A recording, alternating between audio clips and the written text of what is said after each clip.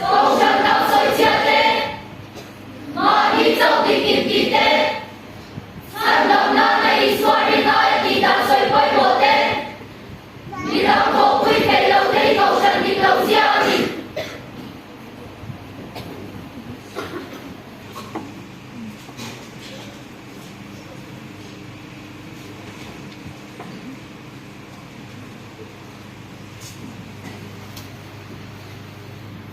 Câu chân hít tu din nghe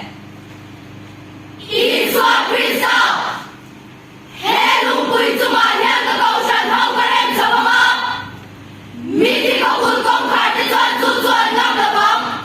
Câu chân chú tu tê ôm na tu ra din nghe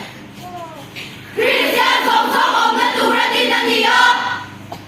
Câu chân là tên là bình Christian thì lệ cho anh đi thay đâu Câu chân chú anh tịch lại lâu din nghe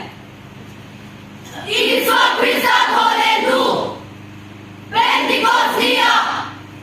Dù mình đi doan thả đầu thiang thì mà lâu thêm không Câu chân là lâu kim ta Câu chân chú khôi mu đá nghe lâu din mà sạc bèr Jerusalem à Ý xóa anh tìm lúc là khoa mẹ câu chân lâu tìm mà xa xuân đi xuân để nó thăm tia lên hết ta đi Câu chân din chân anh nghe đi Christian là con xuân xuân tù rin câu chân là đi Xuân tù rin tù hên con tên Mi sinh đi mà xuân tên Chân quý ngài chân quý tên Riêng lòng tên tên là tù chịu tên đi Anh vang in nghe câu chân tâm ta ka ôm Rắm sang ông vang tên Ngay ta nhìn hắn lâu vang tên Bài quân công ta thu mùi lâu vang tên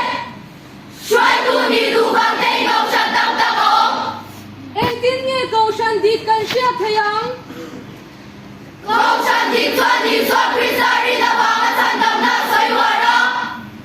Mi quý lê rắm cùng chân na ngày tua Riêng lòng tên gì mà chân gì chắc chỉ là hai bấy bộ Câu chân dit lâu siya anh nghe đi Câu chân đang xoay chết tên Mà đi dâu đi kìm tìm tên Sân tâm na này xóa đi này đi đang xoay bấy bộ tên Mi đang khổ quý thấy lâu tên câu chân đi lâu xa đi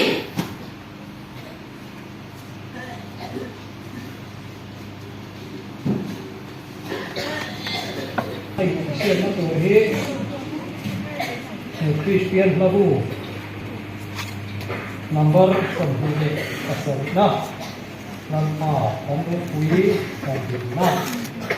In siapa lepas nam lena. Kecuali kalau mana tu ay untuk tuang le asal na. Apa sahaja lah pun memang tulis Saitual Chhim Kalau kuatan hian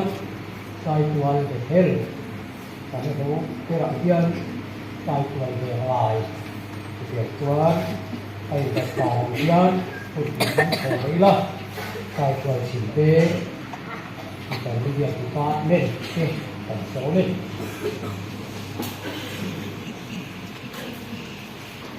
Thank you.